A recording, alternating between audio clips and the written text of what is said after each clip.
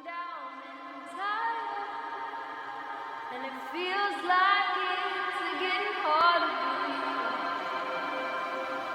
You can't find a fight, but I see it in you, so we gon' walk it out.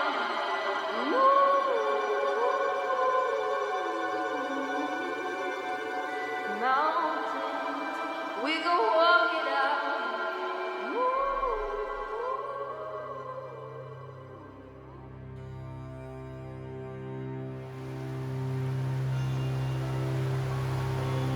As she moves in the beauty that surrounds her, she listens to the wind in the trees and the rushing sound of the creek. She's becoming more like her old self each day, healing her pain through movement. This path in the forest becomes her sanctuary. It fuels her creative spirit and opens up her heart to dream again. On her walk, she sees a young woman. She is captivated by her beauty and strength. The forest feels enchanted and magical this particular day, empty of others except for the squirrels and the birds and the passing woman. Walking on, she is reminded of memories from her past, where she felt happy and connected to herself and her purpose. It was in the mountains where she soared like a bird on her snowboard beneath her strong legs, carving her edges into the deep Kootenai powder. She felt the same power and connection on her mountain bike.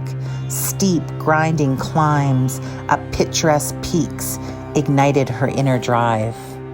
She remembers the years in the wilderness planting trees all over Western Canada, alone on the cut block, placing her spade into the earth like an orchestrated rhythmic dance as the seedlings went into the soil one by one. She felt most at home in her body in those days, in tune with Mother Nature. With the ponytailed woman lingering in her memory, she continues on her loop. The bright memories start to fade, and the dark ones creep back in. She sees herself on the side of the road. The apples no longer lay heavy in the branches. The grapes in the vineyards have been harvested. This is the same road where her mother was in labor with her, and her father is buried. She is screaming, asking herself, why did she stay for so long, trying to please him? The last dark memory comes with a pain unlike anything she has ever felt before. She is beside her mother's bed at the hospice. The fountain outside is crying its tears. Her mother is dying. But she can't be dying. She is through that awful divorce, and her Peachland angel told her she saw her dancing, wearing yellow, and healing this year. Her word this year is shine. How can she dance and shine without her mother? She walks on. When the woman with the ponytail passes her a third time on the path, goosebumps come all over her arms. She knows this is a sign to pay attention. God is nudging her. She is brought back into the present, back into the simplicity of the moment in the forest. She needs to stop her this time and share her story.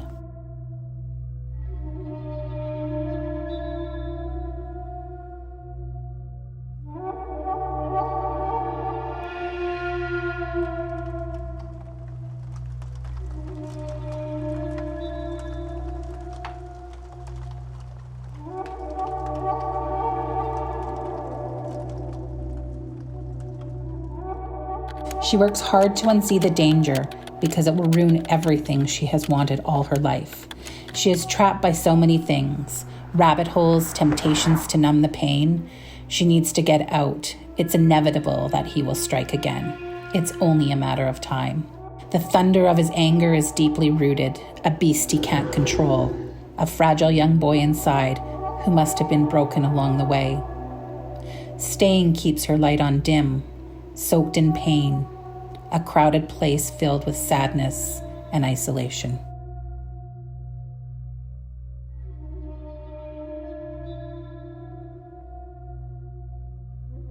Her pain is big, visible, and revealing.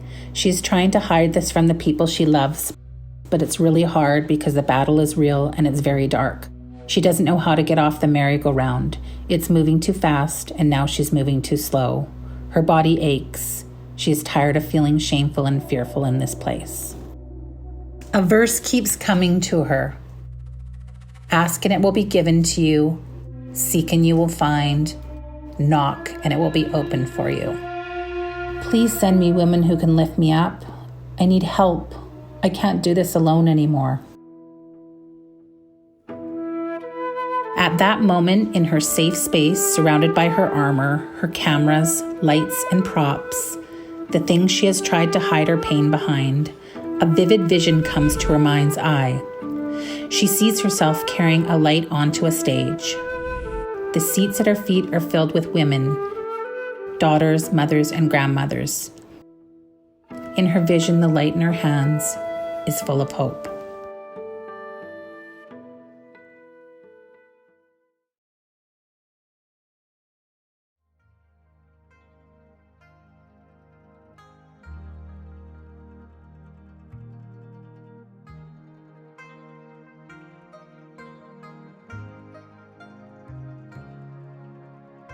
Well, my journey with the Now community, when I encounter women that come to our program and are, seeking ways to heal their lives, they often come in the room packaging themselves the best way they can to be accepted.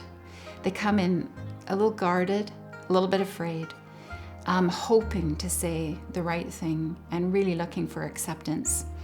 And over time, and paying attention and noticing their lives, we start to help them peel back some of the layers of their pain and show us a little truer version of themselves. Sometimes some of them have to get kicked out before they realize that and then come back. They get that reset or that reboot. But at the end of the day, I think they come with little trust and they're guarded. And when they start to discover that we're there to empower them and to equip them and to love them and believe in them, and over time, we gain a special relationship. And then we start to really, really discover who they are and what their hopes are for their life. And it's pretty beautiful. It's pretty transformational. Before I came into this program, I was not in a good place mentally. I was in a really dark space, and I developed a lot of unhealthy coping mechanisms trying to deal with some of my life experiences. And I came here just thinking that it would give me some tools to change and deal with those a little bit better. Instead, it completely overhauled my entire life. I learned how to make new connections and open my heart and mind to other people and other women specifically, which was something I was always very hesitant to before. And I learned how to trust again and how to trust myself and be at peace. I was so intimidated by Wendy. I did not understand how any one person could be that optimistic and that charismatic. And I was like, oh my gosh, I don't know. And I felt like I was gonna let her down. And that scared me. But the thought of changing it was almost more scary for so long, and then suddenly the thought of not changing it was the more terrifying thing. But looking back on it, it was good to feel that way. It definitely pushed me to try to be better. But yeah, I really admire Wendy. She's such a beautiful soul, and she always has a positive outlook on things. Even when it seems like no one's going to be able to find the positives, Wendy's got 10. And she's so strong and she's so brave. I don't know, I really admire who she is as a person and as a woman.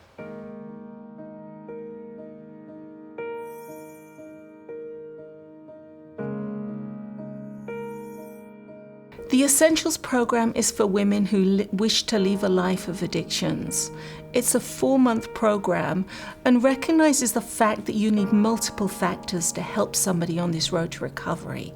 So we provide safe housing, we provide a 4-month life skills program, as well as client support. Important part of the program is individual trauma therapy. We do equine therapy with horses up in Vernon. And we also do an arts program, holistic therapy, really anything that can help women stabilize and walk that road to recovery. So many times it was taken, I didn't know how to stop it. And all the times I gave it away, I didn't think of saying no. Then the times I sold it off, I didn't know my worth. Now I feel at home inside and thankful for rebirth. I just left a conference with the Ministry of Children. My son had been taken from my custody, and they had all but given up on me. And I knew I needed to change, and I didn't know how to do it. So I walked over from the ministry office to the library, and I Googled women's recovery. I found Now Canada, filled out that form, and they called me the next day. When I started the Now program, I knew that I was up for something big. There was going to be a huge change in my life. There was no other way to do it. I was fully committed, and I knew that recovery and a new life is what I wanted, and that's exactly what happened at Now Canada. It was kind of like they handed me a manual on how to grow up, how to find my inner child way back when, frozen in time, and take her hand and grow up with her. As she approaches her teaching within the Now classroom, she approaches each woman learning where they're at, what they need, how can she help them. Once I met these ladies, I talked to the executive director, Liz Talbot. I said, how do I get involved in this community? And here I am today. Squirrel lesson.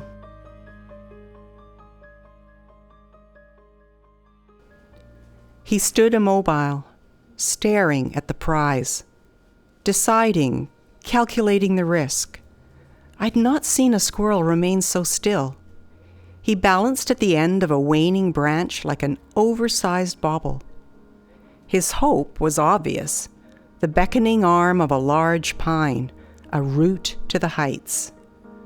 But now with a turn, resignation, the thrilling shortcut abandoned, he scumbles through the forest mat and up the giant by a less glorious route. Sometimes you have to go down to go up.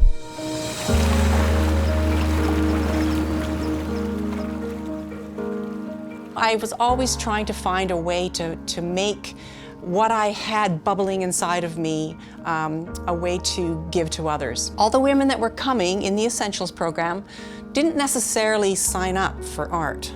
So this was a new thing for them. What I learned is when I started to paint, everything else in the world disappeared. And I didn't feel pain, and I wasn't going through those stories over and over in my mind of loss and grief. I was immersed in color.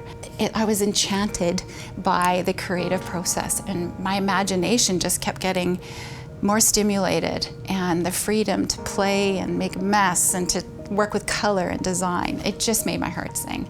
And now it is a mandatory part of my everyday life.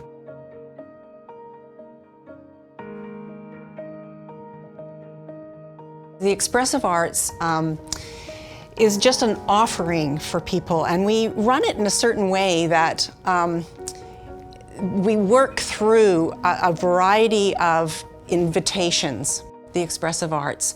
It's not an art lesson where they're learning to do something that you have to start here and you have to end here. It's not about producing a perfect piece of artwork. It's about the play aspect of discovering things. This is a really beautiful way to tell a story. And story is a way that we all connect to each other and find a way of being part of something so much bigger than ourselves. But one woman specifically, unfortunately, crossed really unhealthy individuals that hurt her. They exploited her and they damaged her as a human, as a woman. And in the process of body mapping, she reconnected with her dignity and with her worth. Just one of the gals whose work is in this class at the moment said to me, I didn't realize that I was so meticulous. I lost that when I wasn't sober. When I first started, and we started the doll project in art class, I didn't really have any idea how deep this would go.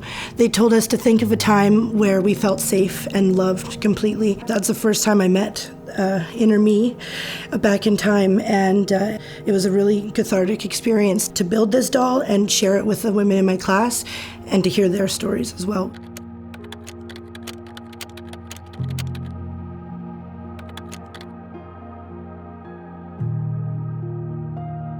Like, there There was one woman that came in that just lost her mother, who was a pillar of beauty and strength in every single way. And she was really, really grieving. Absolutely, it's actually kind of unforgettable because she literally parked diagonally right across the whole road, left her car in park and running, and the door open, and ran across with her arms wide open and just leaped into my arms. And tears were flowing from her face at the time. And she goes, "I don't know if you know this, but Shirley isn't here anymore. And I can't believe that you've crossed my path because you and my mom had a special relationship and she spoke about you all of the time. And I'm just been driving, I've been sad, I'm struggling, and then there you were. So I just needed to come over and I needed to see you. I needed to be with you. I needed to talk with you. I needed to share my story." I just randomly invited her to come play at the studio, and she's a beautiful artist herself.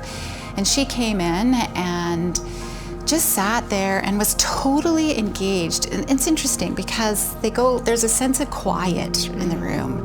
This flowing, angelic piece of art came out of it, an angel. And it was a very spiritual connection that this woman had made to her doll. You know what was beautiful about it is everybody in the room connected to it.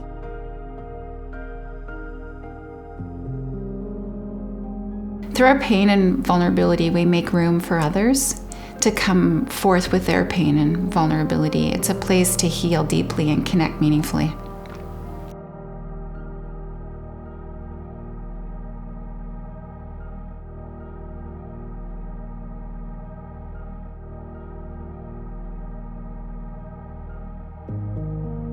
The invitation to be a game changer is to simply notice. I really believe when God gives a gift, He wraps it in a person. So if you have the time to just stop and notice, you will discover something absolutely beautiful. Having a multitude of different speakers come in, usually you link up with one of them in particular. There's somebody that we see that the girls can't wait to get into the classroom. And if we can just offer that little bit of hope through individual speakers. I see you. Oh, my dear one, there you are.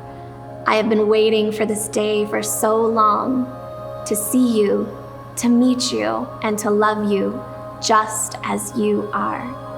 I know you have been there all along, from the moment you took your first breath, but then things along the way made you hide your brilliance, made you question your intuition, made you undeserving undeserving of your desires. But that is not your reality anymore. You have seen the truth so clearly that it can never be unseen. That you are love embodied. You are truth expressed. You are power unleashed. Thank you for staying the course. Thank you for saying yes to the soul whispers that guided you back to you. Thank you for loving yourself enough to shed it all and become completely reborn. This is your life now, and I am so very proud of you, sweet one. I believe that every single one of us has a story worth sharing. And I also know that when we share our stories, we share them not for ourselves. We share them to help others to see themselves in our stories. I would absolutely tell any woman who's stuck in a relationship that she can't break free from to know that her self-worth matters. And it's so important that she sees herself in a place where she knows she deserves better, where she deserves more, where her life and all that's possible for her is just waiting to unfold, to go after the things that matter to you. There's seasons, right? You know, you have seasons of those people. They come and they go, and that's okay. You in turn can encourage them.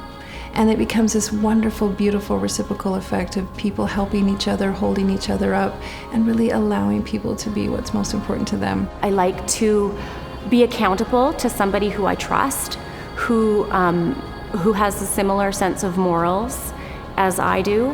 And so as I'm going through life and as they're going through life, it's just a relationship where we can go back and forth and talk about maybe struggles we're seeing within one another's lives, or celebrate the real high points and the growth. For a long time, I was really afraid to even step out of my house. I was so worried that my perpetrator was going to be right around the corner or in the grocery store waiting for me to come out of a yoga class. It took me a long time to get the courage to really step out and be on my own, and even to be in the public or be anywhere that he could find me or see me. And so this trip to cycle across Canada is truly a great mission for me. I'm doing it for charity. I'm doing it with my current husband and my love of my life and partner. But I really am doing it to show women and everyone that anything and everything is possible. I never was an athlete, but I knew one day I wanted to wake up and show people that you can just get up off the couch one day and do something. And so I decided I was going to do something big and bold and cycle all the way from Vancouver to Newfoundland, raise money for charity, and just prove to people that if you have a dream and if you have an idea, you don't have to know how to do it.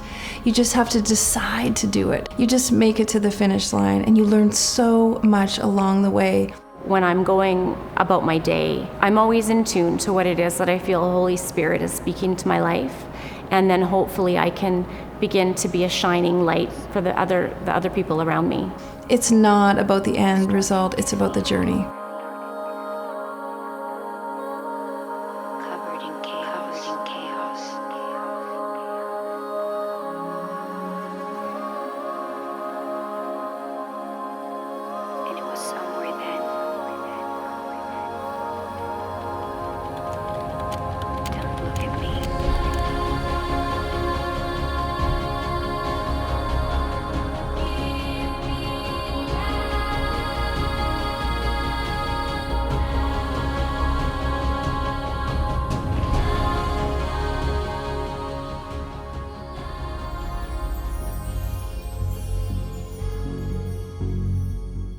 Contemplating dying at the hands of the man who said that he would love, honor, and cherish me until death do us part was not something I expected to be doing at all.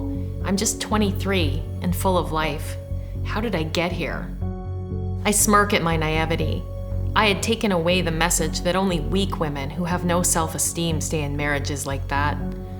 I've always loathed the thought of being a victim or vulnerable in any way.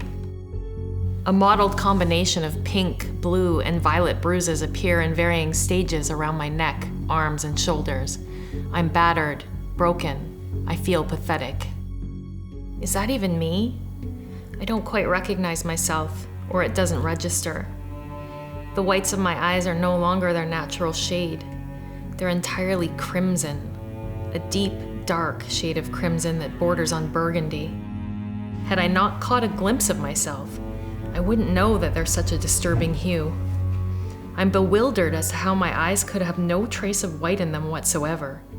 I stare, unmoving, transfixed by my own reflection.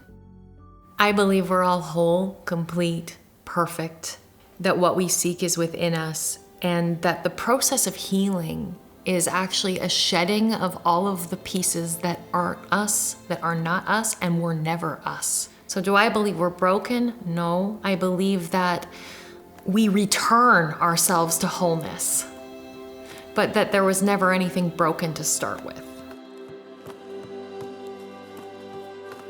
We must be around people who are committed to holding one another up if we are going to continue to heal, be held, hold others, and become lighthouses for others in the world.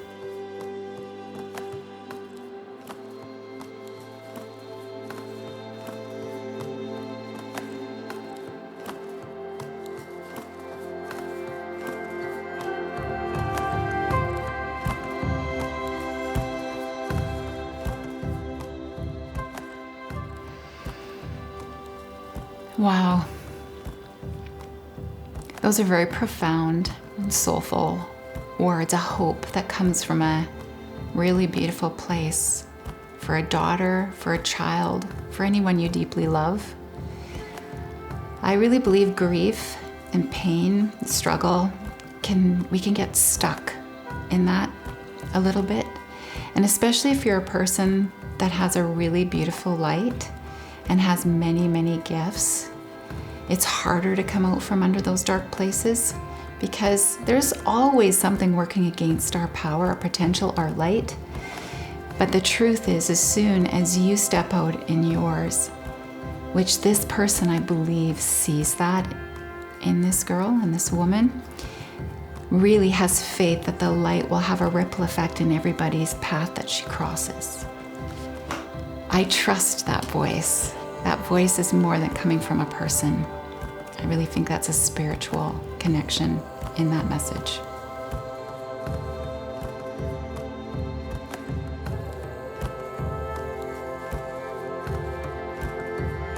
As the two souls part near the top of the stairs, the sun begins to set, streaking the sky with yellow and gold tones. The colors are reminding her of the yellow party and the dream she had before her mother died.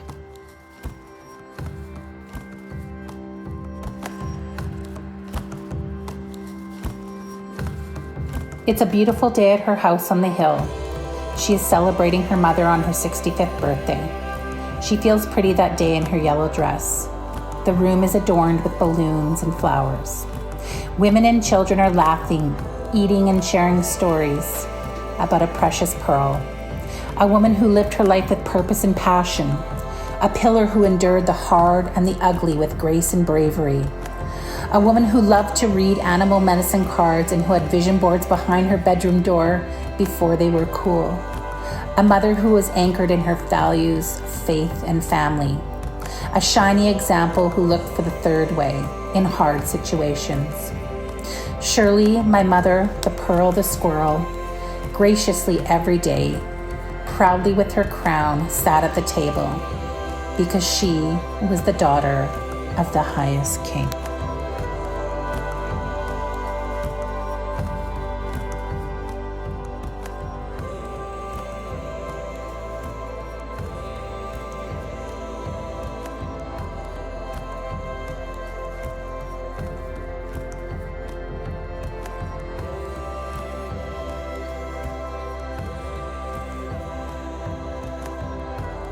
As she approaches the last step on the stairs that will lead her home, she stops. She calls this the step of forgiveness. This place frees her from the illusion of time. She knows now she was never alone, and her mother is always with her. Because without the darkness, there can be no light. She, who she is now, vulnerable and revealing, is twice as beautiful. She is you. We never know when we're going to lose something so incredibly precious until it's gone. Just like that. Dust in the wind, in the light swirling in the water, clinging to the sunlight and the flowers. We wish we were going to the store to get the flowers and the balloons for the yellow party, but instead, we now have to release them to nature, an offering of peace and love. A love so deep that we can hardly breathe with its loss. But we breathe and we continue. With every goodbye, we learn.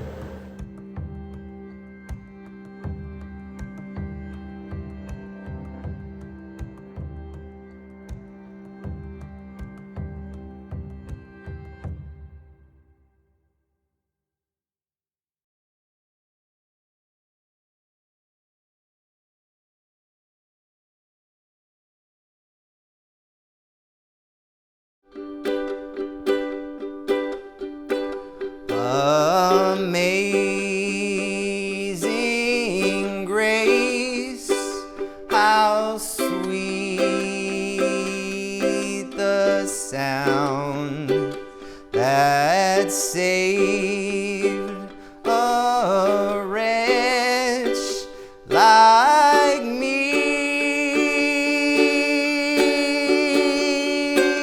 I once was lost, but now am found, was blind